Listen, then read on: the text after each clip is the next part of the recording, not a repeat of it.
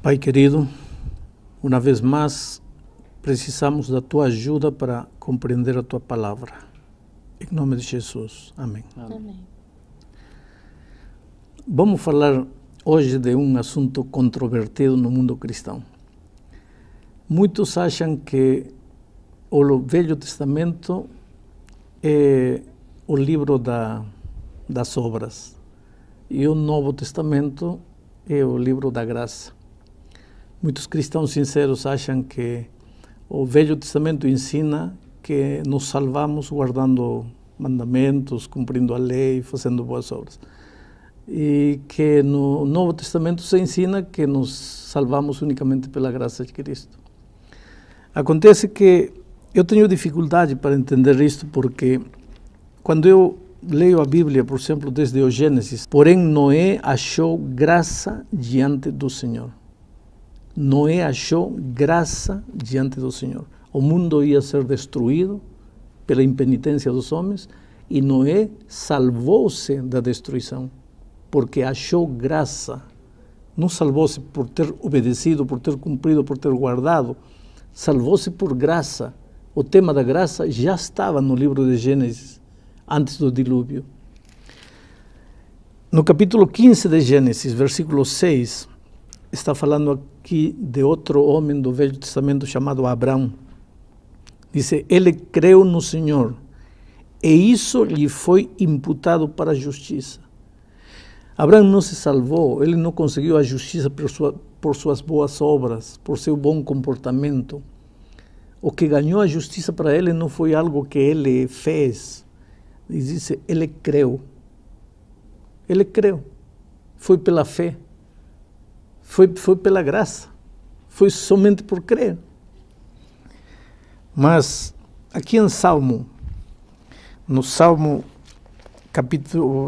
6, versículo 4, encontramos outra citação. Esta vez fala aqui de Davi, esta oração é de Davi. E ele diz assim, no versículo 4, Salmo 6, 4. Volta-te, Senhor, e livra a minha alma. Salva-me por tua graça. Olha o conceito de salvação que Davi tinha. Salva-me pela tua graça. É por isso que eu digo que eu não entendo quando alguém me diz que o Velho Testamento ensina a salvação pelas obras. Porque para mim, o tema da salvação pela graça é cristalino, é claro na Bíblia.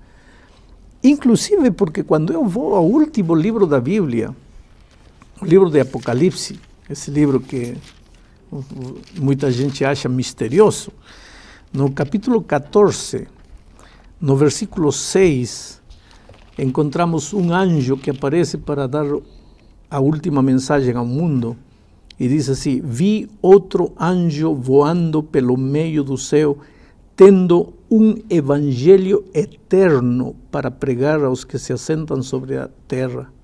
Tendo um evangelho eterno. O evangelho é eterno. Tanto no Velho Testamento quanto no Novo Testamento, a salvação é unicamente pela graça maravilhosa de Cristo. Por exemplo, quando Adão e Eva pecaram, precisavam de salvação. Deus apareceu, um cordeirinho foi sacrificado, seu sangue foi derramado, com o sangue desse cordeirinho, Deus preparou vestes para cobrir a nudez do homem, para resolver o problema do pecado do homem. Esse cordeirinho era símbolo do Cordeiro de Deus que tira o pecado do mundo, que um dia viria na pessoa de Cristo. Israel todos os dias oferecia sacrifício no santuário. Um cordeirinho era sacrificado. O sangue era derramado. Os israelitas olhavam nesse sacrifício que a salvação era unicamente pela graça, porque um dia o Cordeiro de Deus seria sacrificado na cruz do Calvário. Pastor, mas veja bem, o senhor está colocando que a salvação é única e exclusivamente pela graça. Mas não parece contraditório? Porque quando a gente lê a Bíblia, Jesus, em determinado momento, quando ele esteve aqui na Terra, ele disse assim para o povo, olha, quando eu voltar, então eu vou dizer para alguns, vocês que quando eu estive nu me vestiram, eu estive preso me visitaram, eu estive com fome me deram alimento, venham até mim. Vocês que não fizeram nada disso, se afastem de mim. Então, como é que a gente explica que a salvação é única e exclusivamente pela graça se o próprio Jesus exaltou a importância dos atos de caridade, da bondade para com o próximo? O assunto é que temos que entender que a salvação tem uma causa e tem uma consequência. Qual é a causa da salvação? Como nos salvamos? Como alcançamos a salvação? Unicamente pela graça. Você não faz, você não merece, você recebe por amor, por graça, você não paga nada, é grátis. Você está salvo em Cristo pela graça, apenas por crer, pela fé. Muito bem, agora você está salvo. Como vive uma pessoa que foi salva? Uma pessoa que foi salva, se antes mentia, já não mente mais. Se antes roubava, já não rouba mais. Se antes fazia coisas erradas, já não faz mal. Por quê? Porque está salvo em Cristo. O problema é quando os cristãos confundimos a consequência da salvação com a causa da salvação. Uma coisa é como alcançamos a salvação, outra coisa é como vive a pessoa que alcançou a salvação pela graça em Cristo. Mas, pastor, ainda acho que parece um pouco injusto, porque, veja bem, por exemplo, aquele bandido na cruz, que estava ao lado de Cristo, ele morreu, ele fez, a vida inteira passou fazendo maldades, matou, enfim. E naquele último momento, ele aceitou a Cristo e foi salvo, pelo que a gente entende do relato bíblico, ele foi salvo. Agora, e uma pessoa que passa a vida inteira fazendo boas obras, bem intencionada, a vida inteira dedicada ao próximo, amando a Deus, né? Mas de repente não sabe exatamente a forma correta como deve seguir a Bíblia, essa pessoa não vai ser salva? Aí que está. Eu digo que o ladrão na cruz teve duas bênçãos. Primeiro, a salvação pela graça. E segundo, a morte. Para ele, a morte foi uma bênção. Porque se o ladrão na cruz não tivesse morrido, teria descido. E aí? Teria continuado roubando? Se já estava salvo em Cristo pela graça? Não. Teria que parar de roubar. E aí? Teria que ter procurado emprego. E aí? Teria que enfrentar a luta da vida. Agora, uma pessoa que faz coisas erradas sem saber que está fazendo coisas erradas, por que tem que se preocupar? Deus não vai julgar ela pelo que não conhecia. Deus vai julgar a cada um pela luz que tem. Agora, eu recebi a salvação pela graça. Conheci a palavra de Deus. A palavra de Deus diz que devo ir para a direita. E eu teimosamente estou indo para a esquerda. Espera. Aí é uma rebeldia contra Deus. Aí a salvação pela graça não me vale de nada. Pastor, o senhor está falando sobre salvação pela graça? E a minha pergunta ela é bem primária. Essa palavra graça, como está sendo colocada nesse contexto, ela é muito utilizada aqui nesse meio mais religioso. Mas eu estou com um pouco de dúvida. Como que eu entendo isso? O senhor consegue me dar um exemplo? Salvo pela graça, tudo bem. O que é exatamente graça? O senhor consegue me dar um exemplo fora desse âmbito religioso para eu entender exatamente como que eu sou salvo? Salvo grátis. Você não paga nada, você não faz nada, você não merece nada. Você é salvo porque alguém te quer salvar sem você ter feito nada. Isso é ser salvo pela graça. Ou seja, não preciso pagar nada pela salvação. Não precisa pagar nada, você não precisa guardar sábado, você não precisa guardar a lei, você não precisa devolver dízimo, você não precisa ir à igreja, você não precisa fazer nada. Você é salvo pela graça. Agora, uma vez salvo, vai ter que começar a viver como uma pessoa salva.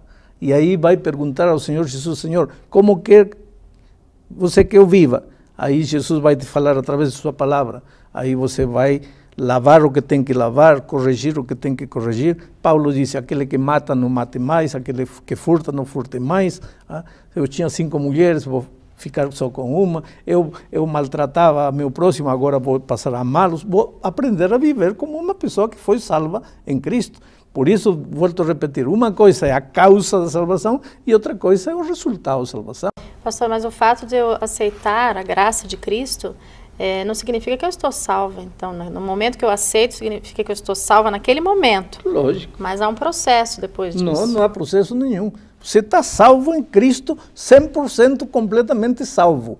Agora, o fato de que hoje você está salvo, não quer dizer que daqui a 10 minutos você continua salvo. Você continuará salvo se você continua em Cristo. No momento em que você se afastar de Cristo, deixa de ser salvo, porque a salvação é Cristo. Ele é a salvação.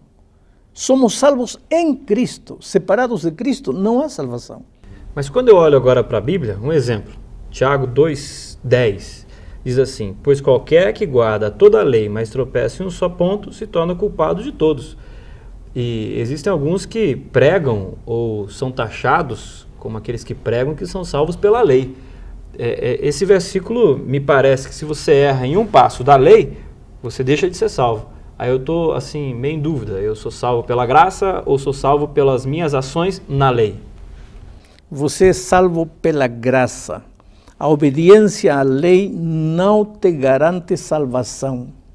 Se você guarda mandamentos querendo se salvar, de agora já vou te dizendo, usando a linguagem popular, pode tirar o cavalinho da chuva. Guardar mandamentos não te garante salvação, nem os 10, nem os 9, nem os 8. O único que te garante a salvação é a morte de Cristo na cruz do Calvário, que você aceita pela fé nele, nada mais. Agora, se você me diz, pastor, fale-me de como vive o cristão, aí é outro capítulo. Aí eu vou te dizer como vive o cristão de acordo com aquilo que a palavra de Deus ensina, mas esse é assunto para outro tema. Eu vou usar um exemplo. Se eu estou num barco e eu tenho 2 remos, eu posso dizer que para eu ir para frente na minha vida cristã, uma seria a morte de Cristo na cruz do Calvário e a outra seria os 10 mandamentos, e os 2 me levam rumo à salvação, tanto Jesus, o sangue de Jesus, e a obediência à lei, ou esse exemplo não estaria certo? Quero colocar na tua cabeça mais uma vez uma ideia contundente, clara e cristalina da Bíblia. Obras, obediência, mandamentos, lei, nada tem que ver com tua salvação. Você é salvo unicamente pela graça de Cristo. Você, para ser salvo, precisa um só remo, Cristo, e mais nada. Agora, volto a repetir, você quer saber como vive o cristão? Esse é outro estudo que não é o estudo de hoje. Mas, pastor, como é que a gente vai falar para uma pessoa, por exemplo, uma pessoa que acha que precisa fazer obras, enfim, ajudar, caridade para que seja salvo? Ele acha muito simplista a gente chegar e dizer, olha, você aceita Jesus, você está salvo. Porque sempre vem os textos bíblicos para rebater um pouco isso. O próprio Cristo falando. O que diz Cristo? Quando a gente começou a nossa conversa, né, que Cristo falou, vocês que fizeram isso, venham até mim. Vocês que não fizeram, se afastem de mim. Então, esse é um texto que parece tão claro. Ele não está falando de salvação. Ele está falando já do momento final da história humana. Quando você se salvou, vamos dizer, no momento em que encontrou a Cristo. Quando encontrou a Cristo? Quando você tinha 20 anos. Muito bem. Alcançou a salvação em Cristo, aí, nesse momento. Agora, como viveu dos 20 anos até os 40, quando Cristo veio? Quando Cristo disse, está falando de obras, está falando destes 20 anos de vida cristã. Não está falando de como você alcançou a salvação. Está falando de como você viveu a vida salvada. Porque tem gente que diz assim, eu estou salvo pela graça. 5 mulheres, uso drogas, mato, roubo, estou salvo pela graça. Espera um pouco, que salvo? O salvo vive como salvo. E se você sigue matando, então você não alcançou a salvação nunca, por mais que diga, porque salvação não é dizer estou salvo.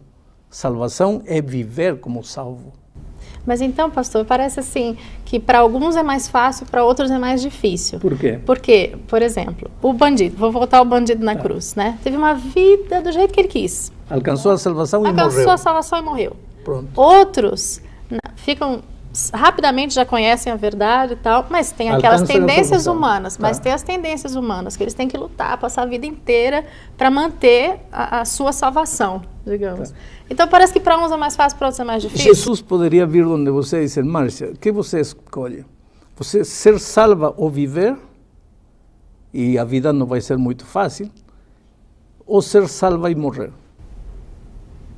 Acho que eu preferia morrer salva. Muito bem. Essa foi a bênção. Por isso digo, o ladrão na cruz recebeu duas bênçãos. A bênção da salvação e a bênção da morte. Agora, eu preferiria continuar vivo. Por quê? Porque apesar que tenho que lutar com as tendências da minha carne, com as tentações, tudo, eu posso desfrutar do sorriso de meu neto, eu posso reunir minha família e abraçar e beijar eles. Quer dizer, esta vida, por mais que há tentações, as lutas, as lágrimas, tem muitas coisas lindas para viver. Então, o ladrão não sabe o que é o beijo de um neto. O ladrão não. Agora recebeu a bênção, a salvação e morreu. Mas eu gosto, eu estou bem assim, do jeito que estou. Alcancei a salvação por graça em Cristo, mas continuo vivo. Agora, vou viver a vida de salvo. E a vida de salvo não é simples, porque o inimigo está querendo destruir minha vida, vem com tentações, com isso, com aquilo, com outro, mas uma coisa é a vida da pessoa que foi salva e outra coisa é como se alcança a salvação. E nesta ocasião estamos falando de como se alcança a salvação, unicamente pela graça de Cristo. Jesus me dá a salvação e ela é grátis. Agora, até o grátis eu preciso fazer alguma coisa. O que eu preciso fazer então para ser salvo em Cristo Jesus? Eu te dou meus óculos grátis. O que você precisa fazer? Receber. Agora, se eu te ofereço e você não quer, aí... Mas parece injusto, viu, pastor? Porque eu olho para o ladrão aqui como exemplo, né? Matou, fez atrocidades durante a vida inteira. E de repente tem uma outra pessoa que não conhecia Jesus, mas tinha bons princípios, não fazia nada de mal para ninguém. E de repente a graça vem e é oferecida para o ladrão e para aquela outra pessoa que tinha bons princípios. Os dois estão salvos da mesma forma, é isso? Só que a graça é oferecida para ambos.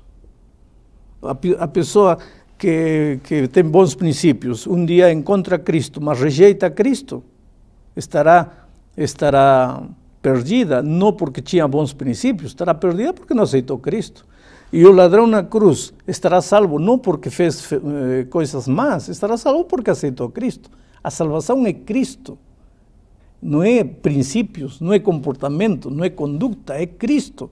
Quando aceito Cristo, aceito a salvação. Quando rejeito Cristo, rejeito a salvação. Pastor, e as pessoas que nunca conheceram a Cristo? Vou te ler um texto da Bíblia. Não sei se vou achar aqui. Está em